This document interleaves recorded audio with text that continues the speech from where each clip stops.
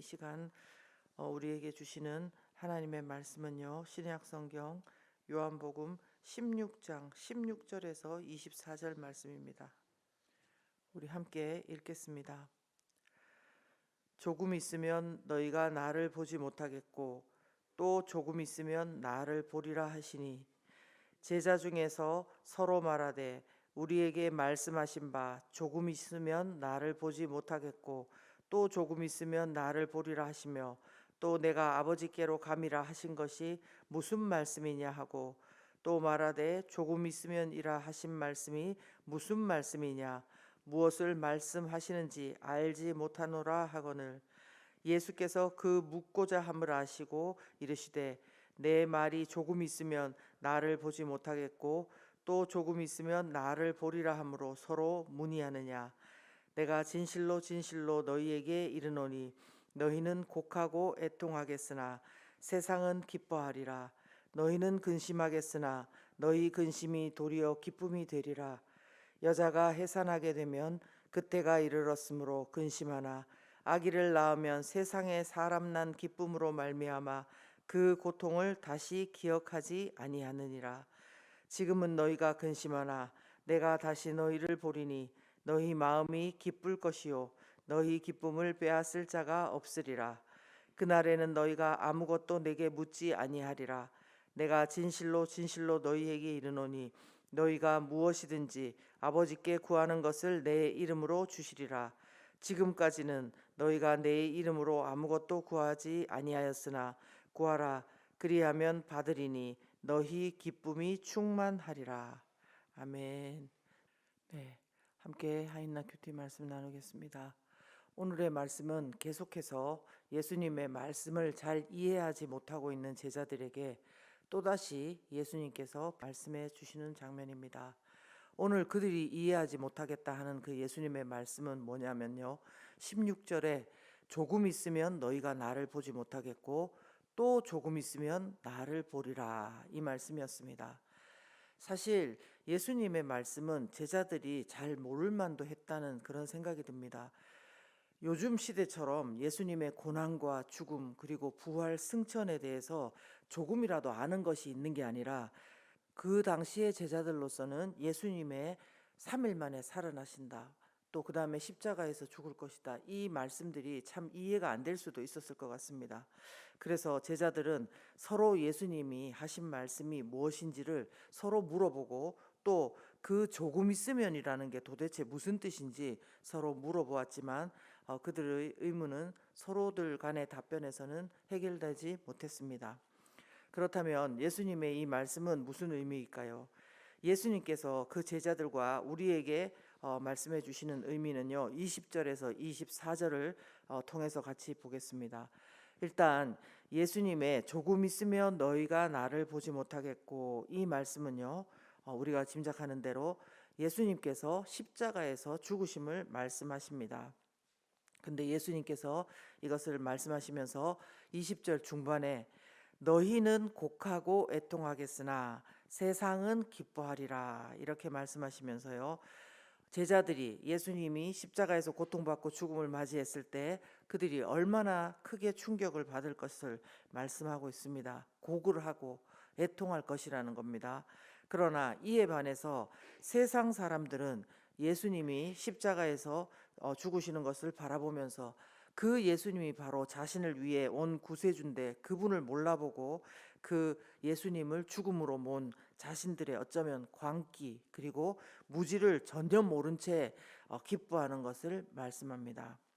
자, 이제 그렇다면 이어진 말씀에 또 조금 있으면 너희가 나를 보리라 이 말씀은 무슨 말씀일까요? 부활에 관한 말씀이겠죠.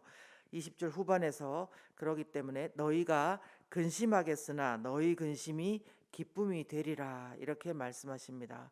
말씀 그대로 예수님을 따라다녔던 그 제자들은 완전히 끝났는 것 같고 정말 세상은 마치 그들을 조롱하는 것만 같습니다. 그런데 예수님의 부활하심은 그 모든 상황을 완전히 뒤바꾸는 근심이었는데 애통이었는데 이게 기쁨이 되는 그런 반전의 놀라운 상황을 말씀하시는 것입니다. 그냥 기쁨도 아니고요. 22절에 보니까 빼앗을 자가 없는 기쁨이다. 그렇게 말씀했습니다.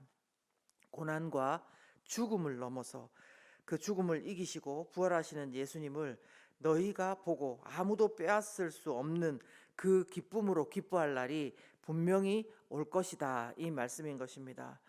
그래서 저는 오늘 말씀을 통해서요, 나를 위해 죽으시고 부활하신 예수님을 오늘도 묵상합니다. 나를 위해 죽으시고 부활하신 예수님.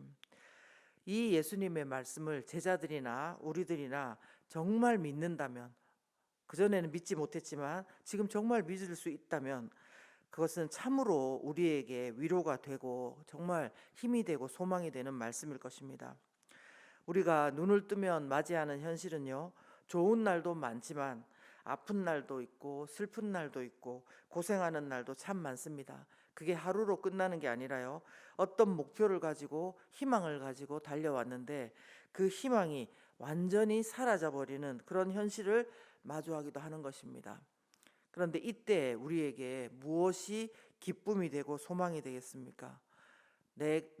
나한테는 아무것도 남아있지 않다고 절망하여서 무너지는 순간에 예수님께서 말씀하십니다.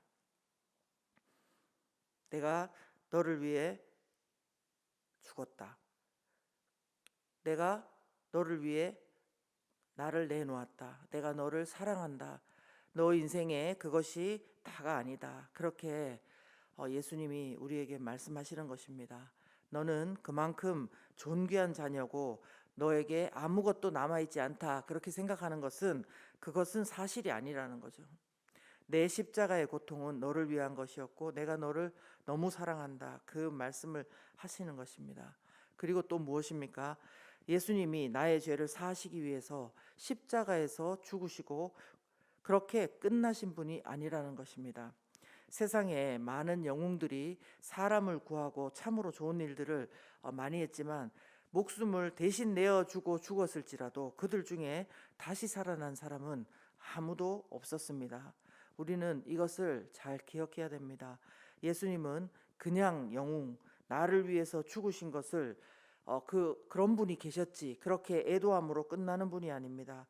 예수님은 그 고통과 사망의 권세를 이기시고 부활하신 분입니다. 고통과 사망과는 뗄래야 뗄 수 없는 그런 우리가 예수님을 믿음으로 사망 권세를 이길 수 있도록 부활의 첫 열매가 되신 분이신 것입니다. 우리에게 영원한 생명을 보장하신 분이신 것입니다. 그분이 바로 우리 구세주시고 이 시간도 함께 하시는 임마누엘 되신 예수님이신 것입니다. 오늘 우리 가운데 십자가의 예수님을 묵상함과 동시에 또 부활의 주님을 기대하는 마음을 잃지 않으시기를 바랍니다. 또 저는 오늘 말씀을 통해 조금 있으면 다시 오실 예수님을 기쁨으로 기다리는 성도의 모습을 묵상합니다. 조금 있으면 다시 오실 예수님을 기쁨으로 기다리는 성도. 아까 16절에서 조금 있으면 너희가 나를 보지 못하겠고 또 조금 있으면 나를 보리라 하셨을 때 그 조금 있으면은요, 1차적으로는 십자가 사건과 그 당시의 부활 사건을 말씀하십니다. 그러나 이 말씀은 그 의미만이 아니라요, 미래적으로 다시 오실 예수님의 그 시간을 말씀합니다. 그러기에 우리는 이 예수님을 오늘 말씀을 통해서 바라보면서 기쁨으로 이 시간들을 지낼 수 있기를 바랍니다. 예수님은 당신의 십자가의 죽으심과 부활하심이 마치 여인의 해산의 고통과 기쁨과 같다, 이렇게 말씀하셨습니다. 그 기쁨은 또한 아무도 빼앗을 자가 없는 그 기쁨이라는 것이죠. 생명을 출산하기 위해서는 이처럼 필연적으로 해산의 고통을 맞을 수밖에 없을 것입니다. 그러나 비록 해산의 고통을 겪지만 그 고통을 넘어서는 그 생명에 대한 기쁨이 있기 때문에 빼앗을 수 없는 기쁨이 되는 것처럼 예수님의 십자가의 죽음도 고통과 죽음으로 끝나지 않고 그것을 넘어서는 누구도 빼앗을 수 없는 그 부활의 기쁨이라는 것입니다. 우리가 십자가에서 고난받으신 예수님에 대해서는 그래도 좀 자주 묵상을 하게 되는 것 같습니다. 그러나 오늘 말씀은 우리가 그것에만 머물지 말고요, 부활하신 예수님, 다시 오실 예수님을 바라보며 다른 무엇이 아닌 빼앗기지 않을 기쁨을 가지고 오늘을 살기를 원하십니다. 우리가 안정감과 기쁨을 누리고 있는 여러 가지가 우리 삶에 있습니다.